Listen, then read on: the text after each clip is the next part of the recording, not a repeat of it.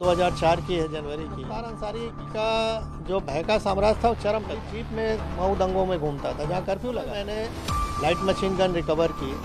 आज तक उत्तर प्रदेश में केवल एक ही रिकवरी है, न उससे पहले कभी हुई, न 20 साल हो गया अब तक हुई है। जय हिंद, नमस्कार, वंदे मातरम। मैं गोस्वामी अरुण गिरी और आप देख रहे हैं भारत केसरी न्यूज। आइए नजर डालते हैं इस वक्त की बड़ी खबर पर। गैंगस्टर से नेता बने मुख्तार अंसारी की मौत। पूर्व डीएसपी शैलेंद्र सिंह कहते हैं कि 20 साल पहले 2004 में मुख्तार अंसारी का साम्राज्य चरम पर था। वह उन इलाकों में खुली जीप में घूमता था जहां कर्फ्यू लगा हुआ था। उस समय मैंने एक लाइट मशीन गन बरामद की थी। इससे पहले कोई बरामदगी नहीं हुई थी या उसके बाद भी कोई बरामदगी नहीं हुई थी। मैंने उन पर पोटा भी लगाया, लेकिन मुलायम सरकार उन्हें किसी भी कीमत पर बचाना चाहती थी। उन्होंने अधिकारियों पर दबाव डाला। आईजी रेंज, डीआईजी और एसपी एसटीएफ की तबादला कर दिया गया। यहाँ तक कि मुझे 15 दिन के भीतर इस्तीफा देने के लिए मजबूर किया गया, लेकिन मैंने अपने इस्तीफे में अपना कारण लिखा और जनता के सामने रखा कि यह वही सरकार है जिसे आपने चुना था, जो माफियाओं को संरक्षण दे रही है और उनके आदेश पर काम कर रही है। मैं किसी पर एहसान नहीं करता। मेरा जो कर्तव्य है, मैं उस कर्तव्य को निर्वहन कर रहा हूँ। उस कर्तव्य को मैंने निर्वहन किया। तो आइए हम आपको सुनाते हैं शैलेंद्र सिंह की ही जुबानी कि शैलेंद्र सिंह क्या कहते हैं, जो पूर्व डीएसपी शैलेंद्र सिंह हैं, जिन्होंने मुख्तार अंसारी की हर उच्च गतिविधि पर ध्यान दिया था और यहाँ तक कि उन्होंने उसकी कॉल रिकॉर्डिंग तक को टैप किया था। देखा एक रिपोर्ट में। 2004 की है, जनवरी की है, आज से 20 साल पहले की है। और मुख्तार अंसारी का जो भय का साम्राज्य था वो चरम पे था। और सरकार द्वारा जब समर्थन ऐसे माफियाओं को हो जाए तो आप समझ सकते हैं। मैंने अभी आपसे कहा कि वो खुली जीप में मऊ दंगों में घूमता था, जहाँ कर्फ्यू लगा था।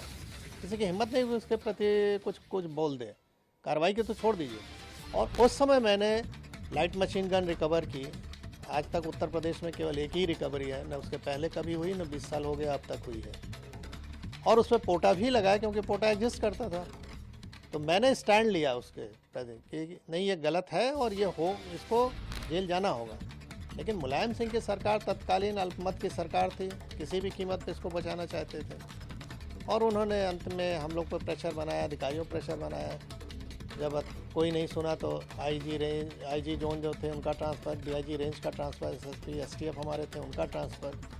और अंत में ऐसा माहौल बनाया गया कि मुझे भी रिज़ाइन करना पड़ा 15 दिन बाद ही। लेकिन मैंने रेजिग्नेशन में लिखा और जनता के सामने इस चीज़ को रखा आप लोग के माध्यम से कि देखिए, जनता पॉलिटिकल सिस्टम में आप ही नहीं चुना है इस सरकार को, और किस तरह की ये सरकारें चल रही हैं कि जो माफियाओं के निर्देश पे काम कर रही हैं। हम लोग चुन के आते हैं, सेलेक्ट होते हैं, यानी जब तो बोला जाता है कि आप पब्लिक सर्वेंट हैं। आम बोलचाल की भाषा में हम कहते हैं गवर्नमेंट सर्वेंट है और हो गए हम पार्टी के एजेंट, अगर काम करें जिस तरह से वो कह रहे हैं तो ये गिरावट की स्थिति बहुत ही खतरनाक थी। धीरे धीरे इस पर लगाम लगा है। न्यायालय में अब निर्णय आने लगे हैं जो कभी नहीं आते थे, दशकों तक, 2-2 दशक तक नहीं आए, अब आ रहे हैं 3-3 दशक के बाद। तो स्थिति बदली है, नो डाउट, और उसका नतीजा आप लोग देख रहे हैं कि अपराध में कुछ भी हो रहा है। सर, क्या लगता है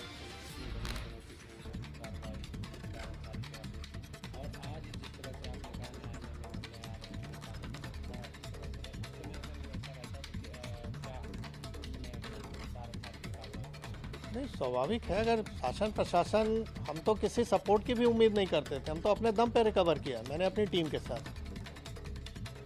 तो हमको सपोर्ट की ज़रूरत नहीं है, हमको तो हम ड्यूटी है मेरी, हम कोई मेहरबानी नहीं कर रहे थे किसी पे। हमारी ड्यूटी है कि ऐसे असामाजिक तत्वों को रोका जाए जो जनता के लिए कहर बन सकते हैं। तो मैं तो अपनी ड्यूटी कर रहा था। अगर मुझे ये ड्यूटी केवल करने दिया जाता, मुझे सपोर्ट की कोई ज़रूरत नहीं। सपोर्ट तो सिस्टम बना हुआ है गवर्नमेंट के कि हमको फोर्स दे रखा है, हमको आर्म्स एम्युनिशन दे रखा है।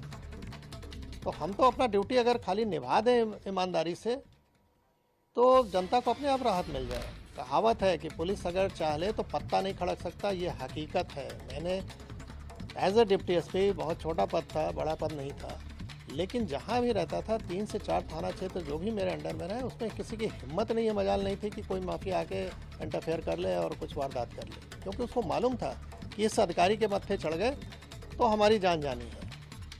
हम बचेंगे नहीं। और वहीं के दबाव नहीं बनाया गया होता तो मैं इतनी अच्छी नौकरी क्यों छोड़ता भाई।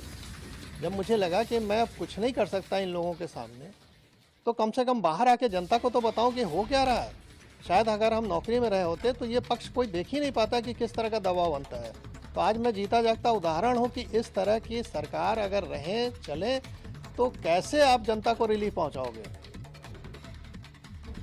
अगर सरकार सही नहीं चले तो अधिकारी काम नहीं कर सकता है। तो मैं बाहर आके इस चीज़ को रखा, जान जोखिम पर अपने डाला, परिवार की जान जोखिम में डाला।